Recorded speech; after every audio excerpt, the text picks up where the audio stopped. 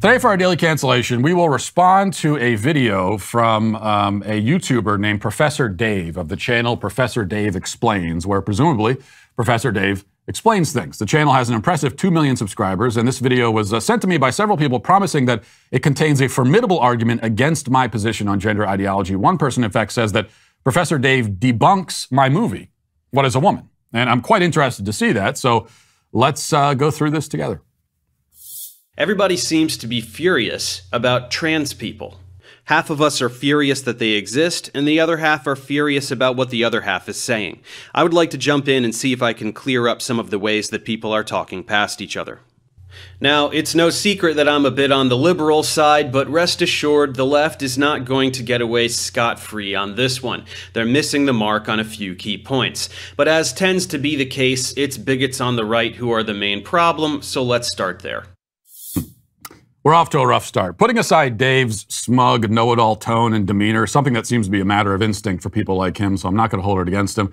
The real problem is that in the very first sentence, he's already wildly and intentionally mischaracterizing his opponents. In 30 seconds, he gives us a straw man and an ad hominem. He's doing that in the first 30 seconds. He's beginning this way, which signals that he doesn't have much to offer beyond this point. Because if he actually planned on making a compelling argument, he wouldn't come out of the gate breezily dismissing millions of people as bigots. Sorry, not millions, billions. Because anybody who has a problem with basic concepts of gender ideology is a bigot, he says, which means that almost everybody in the world and who has ever existed in the world is a bigot. Professor Dave begins the proceedings with that declaration. He also lies about the nature of the opposing argument, and he does it in the laziest and frankly dumbest way imaginable. He says that the people on the other side are furious that trans people exist. Now, in reality, as he's well aware, we're not furious that trans people exist, but rather we deny the underlying premise of gender ideology. If we're furious about anything, it's that this ideology is being imposed on society, and especially on children, and it's causing great harm in the process. By saying that we're furious that trans people exist, he gets to dismiss all of us as a bunch of angry, spittle-flecked rage clowns, when he is also quite well aware that when it comes to this subject, nearly all of the angry, spittle-flecked rage clowns are on the other side of the discussion. Take, for example, the people threatening to kill me and accusing me of genocide for making a documentary where I am only visibly angry one time briefly when addressing a school board that covered up the rape of a student, so perhaps you'll excuse my emotions in that case. But the other point of this mischaracterization is to pretend that we're angry at trans people personally rather than critical of the claims made by trans activists. Overall, it's a mess, and we're only 30 seconds in. Let's continue. The primary issue is people who deny transgenderism. These are the people who spew the tired Fox News talking points. Liberals say there are 89 genders and anyone can identify as a hamster, that sort of thing. It's a deliberate caricature of reality peddled by all the angry conservative dudes popping up in my feed lately who claim that nobody can define a woman. Let's all take a moment to acknowledge the problems that go along with the ambiguity of language. Sex and gender are different words that refer to different things. If you did not know that, now you do. So we have another common rhetorical tactic from the left, and honestly, I'm quite disappointed to hear common rhetorical tactics when I was promised an utter destruction of my worldview, and I was looking forward to it. Professor Dave says it's a tired Fox News talking point that there are a lot of genders. But that's not Fox's talking point, that's his talking point.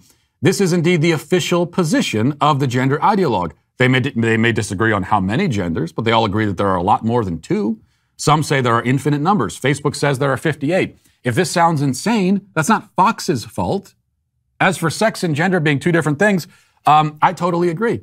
Sex refers to biology, while gender is a linguistic term that refers to words, but was co-opted by a pedophile sexologist named John Money and applied to people in a vague and ambiguous way. Dave never mentions that point. He doesn't seem to know where his own ideas came from, or else he doesn't want you to know. Ignorant or deceptive, you decide. From here, Professor Dave provides a basically correct definition of sex with a long digression into intersexuality, and then gets around to talking about gender. Let's listen to that. Gender is a different phenomenon. It is still biological, but it is a neurochemical construct. This means that ultimately it is still genetic in basis, but it absolutely is not determined merely by the sex chromosomes. It is tremendously more complicated, and researchers are still working to understand the biological basis of gender identity. Human psychology is complex. People need to deal with that. Thoughts and feelings are ultimately chemical phenomena. We all have a neurochemical profile that guides how we think and feel, and part of that is gender identity. The reason that we are just now becoming equipped to differentiate between the two phenomena is that in the vast majority of humans, somewhere between 99 and 99.9% of all people, gender identity aligns with biological sex. So gender identity has a neurochemical basis because it's a feeling, and feelings can be traced back to brain activity. Okay, sure, I'll buy that. The question is whether those feelings reflect reality. That's the question. An anorexic person feels that she's overweight. The feeling is a biological phenomenon in the sense that it's happening in her brain in the same sense that a man feels like a woman. But we understand in her case that the feelings are disordered, incorrect, wrong, delusional, and so we work to treat her brain, her feelings, to more accurately align them with reality. We don't say that the anorexic is trans-obese, and we don't call actually obese people cis-obese. We understand that there's physical reality and then feelings, and sometimes feelings are out of step with reality, and when that's the case, we usually understand that the feelings are the issue, they are the problem to be solved, and so we try to solve them. Will Professor Dave address that objection in this video? Spoiler, no, he won't. In fact, he won't honestly engage with literally any objection raised by the opponents of his ideology at all. Won't even try. Common theme with these people, but let's keep listening anyway. The unfortunate linguistic coincidence is that we use terms like man and woman, or male and female, in describing both of these phenomena. That is where the confusion arises, when people insist that one term must encapsulate both phenomena at once. So when someone asks, what is a woman, expecting to get a very simple answer that children can understand, they are sorely mistaken. The answer requires a discussion of genetics and neurochemistry. Well, I'm sorry you find it offensive, Dave, but yes, I do deny the concept of gender as it was conceived by John Money. You accept that concept as gospel. You're offended that anybody disagrees with it. That's your problem. Meanwhile, you say that the definition of the word woman is complicated, but please note that it's complicated is not a definition. So you still haven't defined it. I never insisted on a simple definition. I simply insist on a definition, any kind of definition, some sort of meaning. You can give me a complicated one. That's fine. Go ahead, try me. Give me a complicated definition. I'm perfectly fine with that. But you must have some definition, whereas you provide none at all. See, this is a major problem for you, Dave, and let me try to explain why. It's a problem because, and listen closely, you are using the word. Do you see why that's an issue? You say the word woman is complicated and apparently ambiguous and hard to understand, yet you use it. You refer to women. You talk about women. I bet you'd even say that you believe in women's rights. Would you say that? I bet you would. This must mean that you have some solid, comprehensible idea of what a woman is, yet you never explain that idea. That's a very big problem for you, Dave. You're using a word that you cannot or will not define, which means either that you're hopelessly confused and we should dismiss you and your arguments for that reason, or you're evasive and disingenuous and we should dismiss you and your arguments for that reason. Either way, you and your arguments are in really bad shape right now. Let's continue.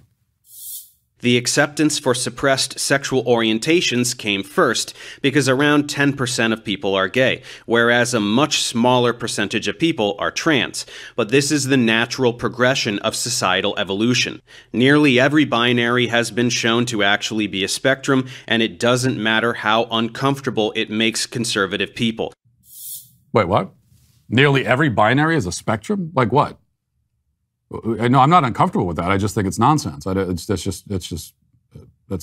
in a certain way, I'm uncomfortable around people saying stupid things, but that's all we mean by that. What are the binaries that turned out to be spectrums? Don't say gender because that's begging the question. I don't agree with John Money's concept of gender at all. It's not that I think gender is a binary. It's that I think it's a totally useless and incoherent concept that should be put back into the world of linguistics and grammar where it belongs. As for sex, if that's not a binary, then what is it? There are males and females.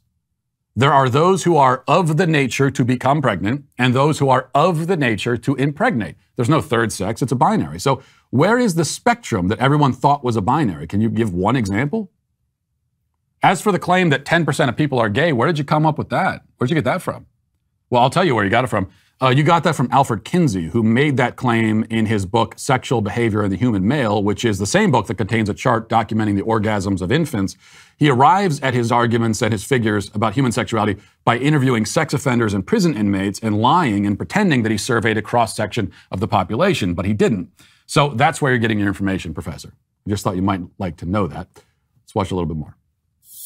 Now, as promised, with the indictment of conservatives complete, I turn to liberals and the missteps they are enacting that are preventing resolution. Number one, please stop saying things like gender is a social construct. No, it is not. It is a biological construct. Society can't turn you trans any more than it can turn you gay. Gender is determined biologically. His indictment of conservatives was complete without ever approaching the vicinity of any one of our actual arguments, and then he turns to criticize liberals to prove how fair and objective he is by slamming them for not being liberal enough. He also says that society can't turn you trans, totally ignoring the fact that in our society currently, and only in our society, only in the West, there has been a many-fold increase in trans identification. If that's not society turning people trans, what is it, Dave? Now, I don't know what you'd say to that because, as always, and like literally every other gender ideologue I've ever spoken to, and I guarantee I've spoken personally to many more people on your side than you've spoken to on my side, but like all of them, you don't attempt to grapple with any of the logical inconsistencies of your position. But I ask again anyway, if society can't turn you trans, why are we experiencing an unprecedented skyrocketing rise in trans identifications? If you say that there have always been this many trans people, but they were all in the closet, you'll then have to explain why there was never, ever, at any point, ever, a mass epidemic of people committing suicide because they were not affirmed in their gender identity. After all, a staple doctrine on the left is that lack of affirmation is dangerous because it causes suicide. Well, then why was that never happening back when there were millions and millions of supposed unaffirmed trans people?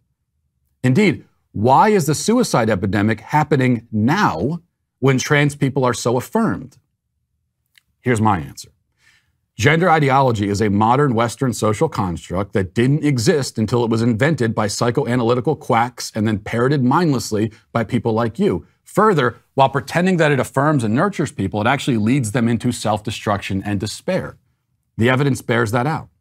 The evidence is entirely on my side, in fact, and not at all on your side, because on this topic you are wrong about nearly everything, and your underlying claims are so nonsensical and incoherent that you can't begin to explain them or defend them, and that's why you don't even try. Which is a long way of saying, Professor Dave, that you are today canceled. If you enjoyed this video, be sure to give it a thumbs up and share it with all your friends.